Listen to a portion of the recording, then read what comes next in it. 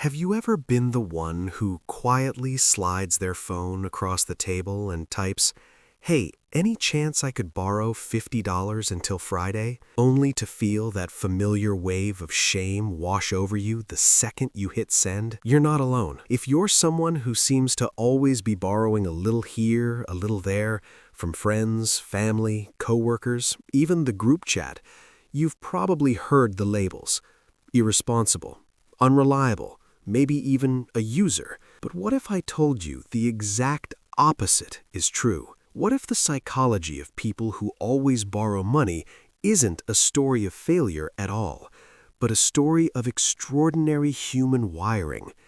You're not broken. You're not bad with money. You're wired for connection in a way most people will never understand. Your brain treats money the way a lighthouse treats light, something that flows outward to guide others, and, when needed, flows back in to keep the beacon burning.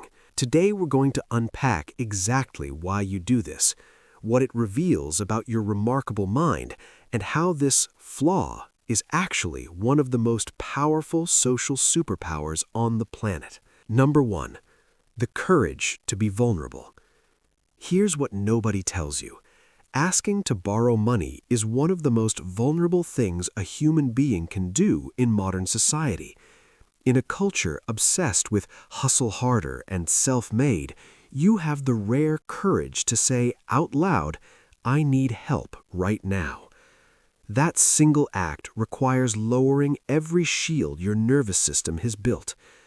Picture this.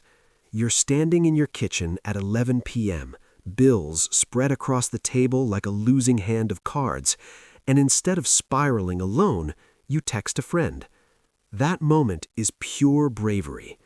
Brené Brown's research shows vulnerability is the birthplace of trust, creativity, and belonging. Your willingness to borrow isn't weakness, it's emotional intelligence in action. You instinctively know that real strength lives in interdependence, not isolation. Most people would rather starve than admit they're struggling. You choose connection over ego. That's not a character defect. That's evolutionary genius. The neuroscience of trust and connection. Let's go under the hood.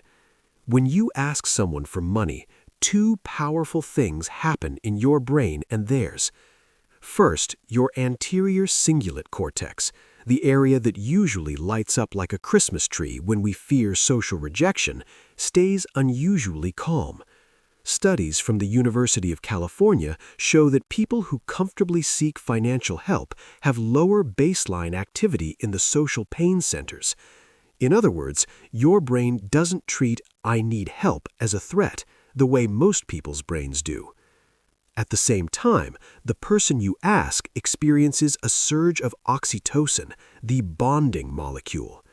A 2019 study in Nature Communications found that when we help someone we care about, our oxytocin levels spike, creating a deep sense of closeness. You're not just getting $100, you're triggering a biochemical handshake that turns acquaintances into chosen family. Your brain has learned that money is just the vehicle. The real transaction is trust. That's why the same people keep saying yes to you. Not because you're taking advantage, but because lending to you feels good on a neurological level. What this looks like in real life.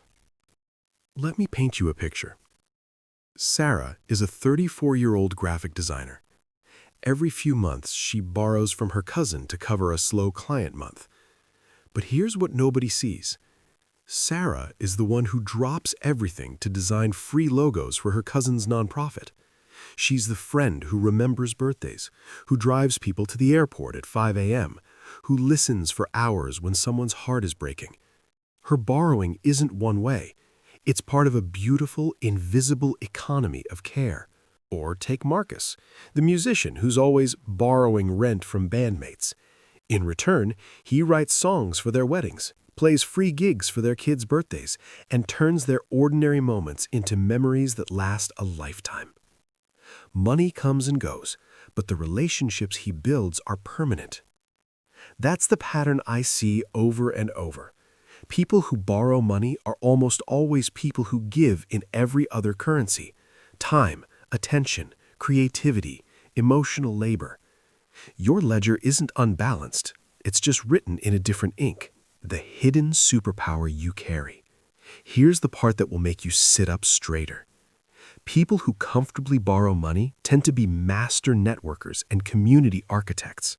You understand something most people never grasp. Money is energy, and energy moves best through relationships. Your superpower is turning financial need into deeper belonging. Think about the greatest entrepreneurs, artists, and activists in history. Many of them were chronic borrowers in their early days. They didn't have the luxury of pretending they were fine. They asked, they received, and in doing so, they wove themselves into a web of mutual support that eventually lifted everyone. Your brain is wired to see opportunity in interdependence. While others are building walls of pride, you're building bridges of trust. That's not a flaw. That's a rare and beautiful talent. The shadow side and the path to balance. Of course, every superpower has its shadow. Sometimes the borrowing becomes a loop. You start to feel guilty, the relationships strain, and that old voice whispers, "See, you are a burden." That pain is real, and it deserves honesty. The shadow usually appears when we borrow without reciprocity or without a plan to return the energy. But here's the beautiful part. The same vulnerability that got you into the pattern can get you out. Many of the people I've worked with who once borrowed chronically are now the ones others come to for help because they learned to balance the flow. They started small businesses, created reparation rituals, or simply became more intentional. The shadow isn't proof you're broken, it's proof you're growing. Your nervous system is flexible enough to learn new patterns while keeping the heart open. That's not weakness, that's resilience most people never develop. Why society gets it all wrong. Modern culture worships the myth of the self-made island. We celebrate the billionaire who never needed anyone. But evolutionary psychology tells a different story.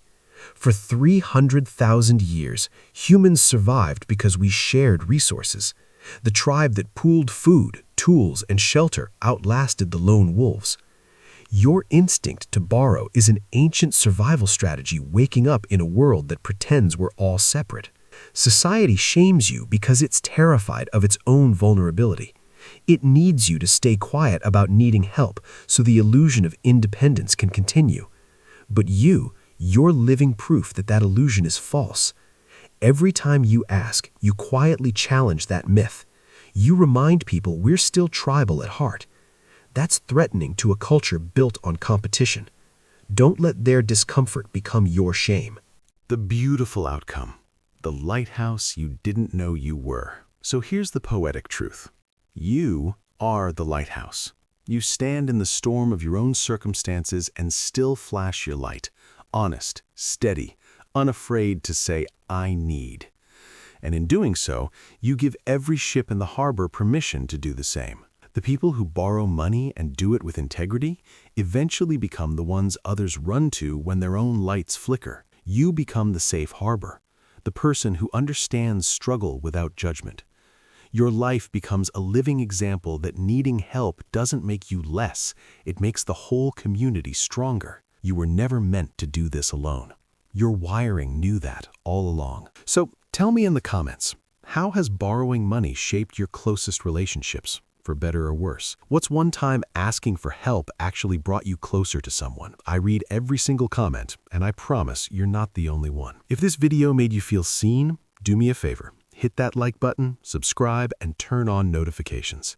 These deep dives into the parts of us society wants to shame are only possible because of you. Next time, we're diving into the psychology of people who can't stop daydreaming, and why that might be the greatest gift you never thanked yourself for. Until then, keep shining. The world needs your light, even when you're the one who needs a little fuel to keep it burning. I'll see you in the next one. Take care.